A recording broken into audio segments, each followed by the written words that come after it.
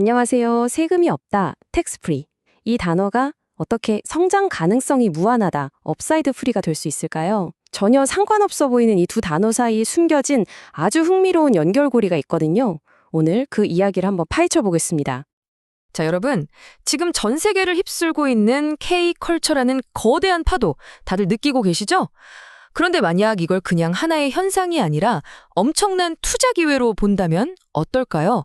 우리는 과연 어디에 주목해야 할까요? 우리가 보통 K-웨이브 하면 BTS나 블랙핑크 같은 K-팝을 먼저 떠올리잖아요. 근데 그건 정말 시작에 불과해요. 그 파급력은 음악을 넘어서 뷰티, 패션, 심지어 의료 분야까지 뻗어나가면서 하나의 거대한 산업 생태계를 만들어내고 있습니다. 이 흐름을 보면요, 꼭 깔때기 같아요. 먼저 K-팝이나 K-드라마 같은 컨텐츠가 전 세계 사람들의 마음을 훔치면서 한국에 대한 인지도를 확 쌓아올리죠. 그럼 그 관심이 자연스럽게 한국 사람들은 뭘 바르지? 하면서 K-뷰티 제품 소비로 이어지고요. 그리고 그 최종 단계는 아예 한국 가서 직접 관리받자 하는 K-메디컬 관광으로까지 이어지는 겁니다. 특히 이 K-메디컬 관광이 폭발하는 데는 아주 간단하고 강력한 이유가 있습니다. 바로 가격이죠. 옆 나라 일본이랑 비교만 해봐도요. 보톡스나 필러 같은 인기 시술 비용이 3배는 기본이고 많게는 10배까지 차이가 나요. 일본에서 시술 받을 돈이면 한국 오는 비행기 값에 쇼핑, 관광까지 실컷 하고도 돈이 남는다는 계산이 나오는 거죠. 네, 맞습니다. 콘텐츠에서 시작해서 뷰티로 그리고 의료 관광으로까지 이 모든 문화적 에너지가 한 곳으로 모여서 만들어내는 직접적인 경제 현상. 그건 바로 한국을 찾는 관광객의 폭발적인 증가입니다. 그 규모 정말 상상을 초월합니다. 2025년, 그러니까 단 한 해 동안 한국을 찾을 걸로 예상되는 관광객 수가 무려 2천만 명입니다. 우리나라 인구의 거의 40%에 해당하는 사람들이 들어오는 셈이에요. 역대 최고 기록이죠. 자, 그럼 여기서 질문이 하나 생기죠. 이 어마어마한 관광객들이 한국에 와서 돈을 쓸 때마다 그 모든 소비 활동 뒤에서 조용하지만 꾸준하게 수익을 내는 숨겨진 핵심 플레이어는 과연 누구일까요? 바로 세금 환급, 우리가 흔히 아는 그 텍스 리펀드 산업입니다. 개념은 진짜 간단해요. 외국인 관광객이 한국에서 물건을 사고 자기 나라로 돌아갈 때 그 물건값에 붙어있던 부가가치세를 공항이나 시내 창구에서 다시 돌려주는 제도죠. 관광객 입장에서 보면요, 과정은 너무 간단합니다. 텍스 프리 표시가 있는 가게에서 쇼핑하고 환급 전표를 받아요. 그리고 출국할 때 공항이나 시내에 있는 창구에서 보여주고 세금을 돌려받으면 끝입니다. 아주 쉽죠? 그렇다면 이 거대한 관광객 소비의 흐름 속에서 보이지 않는 통행료를 걷어가는 회사는 과연 어딜까요? 바로 이 시장의 절대 강자 글로벌 텍스 프리입니다. 이 회사가 어떻게 이 시스템의 심장부를 장악했는지 한번 들여다보겠습니다. 이 도넛 차트 하나가 사실 모든 걸 말해주죠. 국내 텍스 리펀드 시장에서 글로벌 텍스 프리의 점유율이 무려 70에서 75%에 달합니다. 이건 거의 독점이라고 봐야죠. 이런 구조는 한번 만들어지면 새로운 경쟁자가 끼어들기가 정말 힘듭니다. 이게 바로 경제적 해자라는 거죠. 이 회사의 핵심 전략은 아주 간단하고 또 강력합니다. 관광객의 지갑이 열리는 곳이라면 어디든 우리 시스템을 심어놓는다.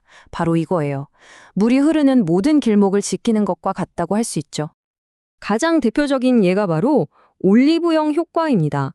지금 보시는 표처럼요. 외국인 관광객들의 성지가 된 올리브영의 외국인 매출이 터지면 그곳의 독점 사업자인 글로벌 텍스프리의 수익도 거의 정확하게 비례해서 쭉쭉 올라가는 구조인 거죠.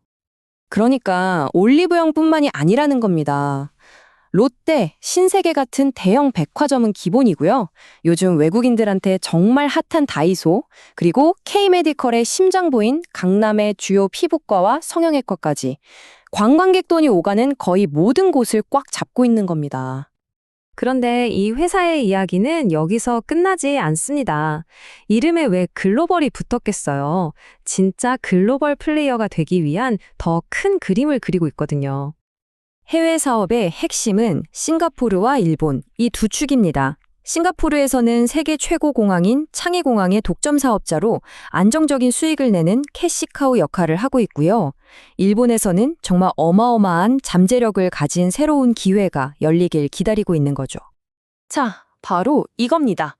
정책의 변화. 2026년에 일본 정부가 면세 시스템을 완전히 뜯어고치는데요. 이게 바로 글로벌 텍스프리에게는 거대한 기회의 문이 되는 겁니다. 자, 이 숫자 한번 보세요. 2020년 일본 법인의 예상 매출 성장률이 무려 플러스 1010%입니다.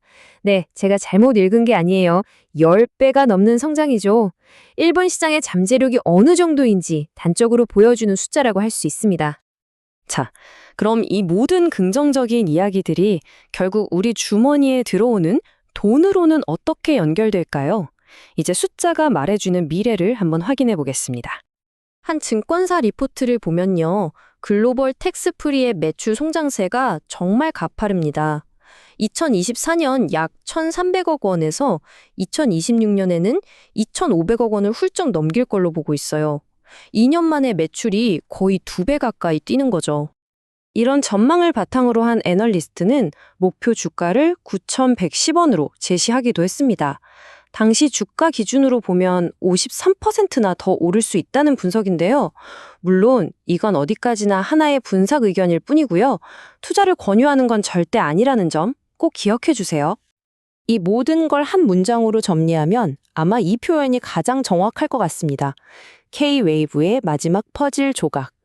K-컨텐츠에서 시작된 이 거대한 흐름의 수혜가 결국 마지막에는 이 텍스 리펀드 산업으로 모인다는 뜻이겠죠. 오늘 이야기를 마무리하면서 마지막으로 이런 질문을 던져보고 싶습니다. 이처럼 문화가 한 나라의 가장 강력한 수출품이 되는 시대에 K컬처의 사례처럼 또 다른 흐름 속에서 우리가 찾아낼 수 있는 다음 숨겨진 기회는 과연 어디에 있을까요?